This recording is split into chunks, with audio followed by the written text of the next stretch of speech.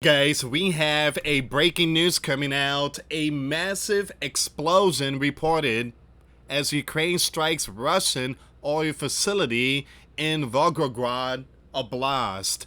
They keep hitting those oil facility. I mean, it's really hurting the bear, and there is a gas shortage now going on in Russia. All right, so this is weakening their economy, and this was another hit, massive hit. And we're going to see what's going on with this one here, guys. Before I start, for those of you that want to send us letters, a prayer request, you can send it to me, US Santiago, or my wife, Jessica Santiago, at 3432 US Highway 19, number 2, Holiday, Florida, 34691. And for those of you that want to contribute to the channel, we do have the Cash App link and the PayPal link in the comments box and also description box. Thank you again for your support. Guys, I just finished uploading a video. 7.8 magnitude earthquake just struck the eastern part of Russia. You know, the part that's seen the 8.8, but there was a 7.8 that hit not too long ago. Tsunami warning has been activated. So we need to pray for a lot of people out there. But before I start with this one, let me take it to the USGS really quick. There's some more earthquake. Look at this here, guys. More earthquakes. So you got this one here. Okay, so that's Philippines. You got this one here. All right, so 1, 2, 3, 4, and then you got this big one here. All right, so you do have some strong earthquake going on there, man. Look at America. Man, the U.S. is also getting hit, but the big one's this one here, 7.8. All right, so I will keep you updated on that one. But let's see what's going on with nation against nation and kingdom against kingdom. Ukrainian drones struck the Gazprom petrochemical plant in the Bear Country Republic on September the 18th, according to local authorities and the Kiev Independence, source in the security service of Ukraine. Now this here got to be at least, I mean, I don't know, I lost count, but it's got to be more than 20 oil facilities that were hit in the year 2025. I do believe the U.S. commander is the one is telling Ukraine that you need to hit these oil facilities. Also, the U.S. commander is urging the Europeans stop buying Russian oil. So it says here separately, and Ukrainian Special Operation Forces also reported a strike against an oil refinery in the Volgograd Oblast overnight on September the 18th. Gazprom is one of the Bear's largest oil refining and petrochemical plants. It is based in the, I'm going to try to pronounce his name, Bashkortostan Republic, some 1,300 kilometers, that's 800 miles from the front line in Ukraine. Man. Long-range SBU drone struck an Ilu AVT-4 crude oil processing unit at the center of the facility, triggering a massive explosion, the SBU source said. Remember, guys, the U.S. commander also said that he is not happy with Vladimir. He's not happy. He's not pleased with Vladimir. According to the governor, 2 drones targeted the facility, sparking a fire. Now, there was no casual, you know what, reported. So, by doing this, hitting the oil facility is supposed to slow down the bear, Russia, when it comes to, you know, all this drone strike and stuff like that. Because war, you need money. You need money for war. You need money to launch hypersonic. You need money to, you know, to fire these drones and stuff like that. And they're using the money from the profits of the oil facility. That's why they're hitting these oil facility. That's why Donald is slapping tariff on India and other countries that is buying oil from the bear. That's why Donald is urging the Europeans to stop buying oil from them. You have to weaken the bear by hitting their oil and not buying it. Footage shared by locals on Telegram channels shows a plume of black smoke rising above the facility. According to the Ukrainian military, the Bear Volgograd oil refinery was also hit overnight, forcing the plant to halt operations. Once again, the Volgograd refinery, about 450 kilometers, roughly 300 miles from the front, plays a key role in supplying fuel to the Bear military, the Special Operation Forces said. Now, the plant is the largest producer of petroleum products in the Bear Southern Federal District and processes 15.7 million metric tons of crude oil annually, accounting for 5.6% of the country's total refining capacity. The Bear air defenses intercepted 43 Ukrainian drones overnight, including 23 over Rostov Oblast and 11 over Volgograd Oblast, 5 over Kursk Oblast, and 3 over Crimea, and 1 over Volgograd Oblast. The Bear Defense Ministry claimed without mentioning the Baskortostan. It says here the Kiev Independent could not verify the claims. Ukrainian forces have intensified strikes on the Bear oil industry over the past year, forcing additional suspensions and exacerbating a nationwide fuel shortage. Once again, you have Kiev considers the Bear oil refineries to be valid military target as they fund and fuel Moscow war machine. There you go. That's what giving the fuel to continue this biblical war from the again the oil and stuff like that. All right, give me a second here, guys. I want to see if I could pull up some more information here. Once again, this is a big breaking news.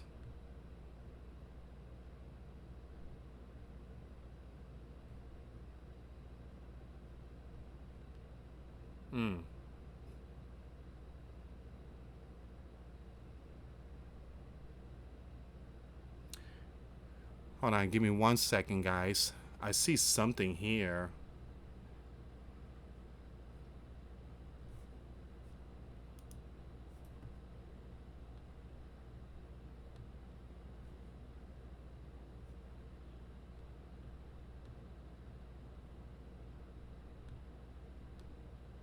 I'm sorry, I'm just looking for some more information here, guys.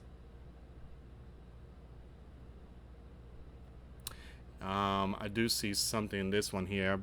I'm just gonna pull this one up, see what's going on with this news.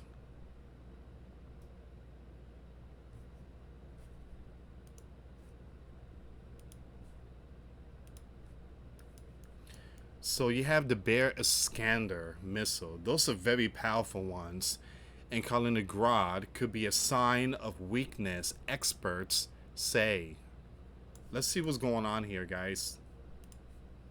Just days after an unprecedented violation of Polish airspace by the Bear drones, the Kremlin indulged in a provocative display right next to NATO's border by deploying Iskander just 40 kilometers from Poland.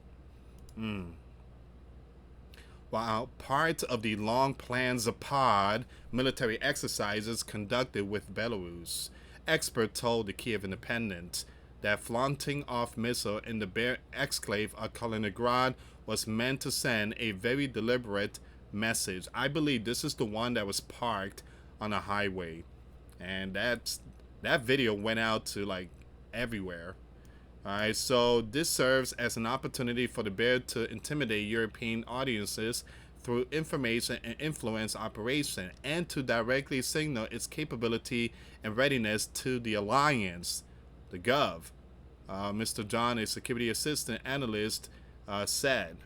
Now it says here, the move comes as tension between the Bear and the alliance NATO reached levels not seen since the end of the Cold War, with the Western military alliance announcing an increase in its military presence along its eastern flank in response to the Bear launching at least 21 drones into Polish airspace overnight on September the 10th. But other experts suggest that the Bear display of military might in Kaliningrad could actually be an indication of weakness. I don't think so. I don't think so. The Bear just trying to send a message here. We're strong. We're not backing down. And basically, I believe that this is a message more towards the U.S. commander. This is a message towards the U.S. commander because the Bear knows that there's a new sheriff in town. All right. And you guys know that the U.S. commander, again, in Alaska, along with Vladimir, that B-2 flew over them. And so I do believe that the Bears send a message by parking their very powerful missiles on the highway. So, again, you have the birds in the sky. I have the missiles on the highway. All right, give me a second here. The Bear regime needs to show ability and give the impression that they are a powerful rival to the alliance and the West. Now, because after over 3 years of failures in Ukraine, the Bear geopolitical bargaining power has evaporated. I wouldn't call it failures because they still taking territories and they just annexed 4. Iskanders in Kaliningrad.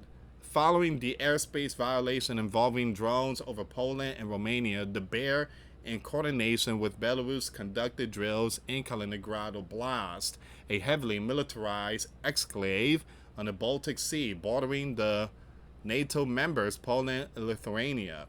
And you guys, again, Kaliningrad is a Russian territory. It says here, we are closely monitoring the situation on our western and northern borders, and we cannot remain indifferent to the ongoing militarization and military activity, Belarusian Defense Minister Viktor said at the opening of the exercises. As part of this broader show of force, evidence of missile redeployments near NATO borders also emerged. A video began circulating online on September 13 that appeared to show a Russian Iskander system moving on the E28 highway near the village of, I'm going to skip the name, just under 40 kilometers, 24 miles from NATO territory in Poland. 24 miles. Can you believe that? 24 miles? I think 24 miles is where Steak and Shake is at from my house. I live out here in the boondocks, so everything is far away. What is an Iskander missile and what can it do? Well, it could drop the hammer on multiple regions. The Bear military has operated the Iskander system since the early 2000s. In Kaliningrad Oblast, home to the 152nd Missile Brigade, the 9K720 Iskander variant, also known by its NATO reporting name SS-26 Stone, is deployed. The Bear has used the Iskander M extensively in Ukraine in numerous devastating strikes.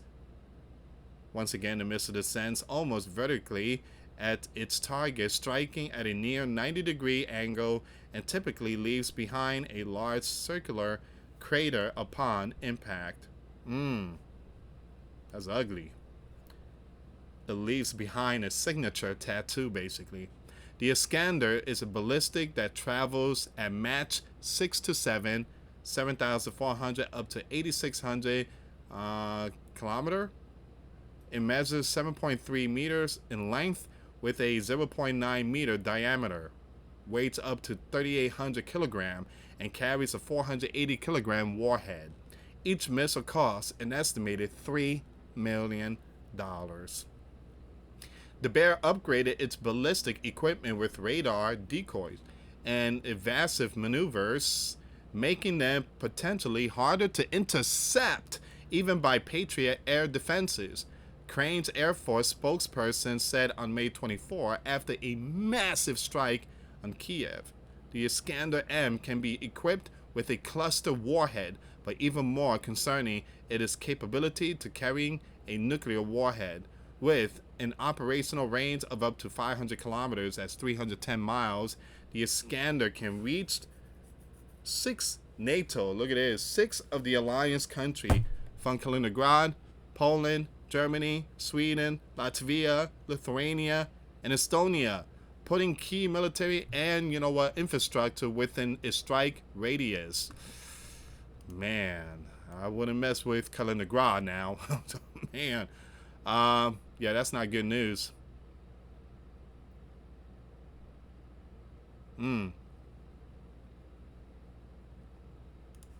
That is not good news. What are your thoughts, guys?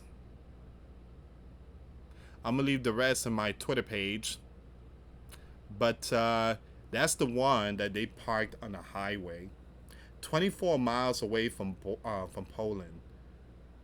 Now, experts are saying the reason why they did that is because it shows weakness. Nah, I don't know what in the world they talking about. They showing strength. That's again, that's what you call peace through strength. They're sending a message to the alliances and also the U.S. commander, the sleeping giant. At the same time, the oil facility is getting hit. So this biblical war is not easing down. Even Donald said, this is the toughest one. I ended 7 wars, but this is the toughest one. I'm very disappointed on Vladimir. Donald knows he cannot end this war. How do you stop it? How do you stop this biblical war? Because we can't keep funding and funding and funding, because eventually Sleeping Giant is going to be bankrupt. Or even worse, dragged into WWE.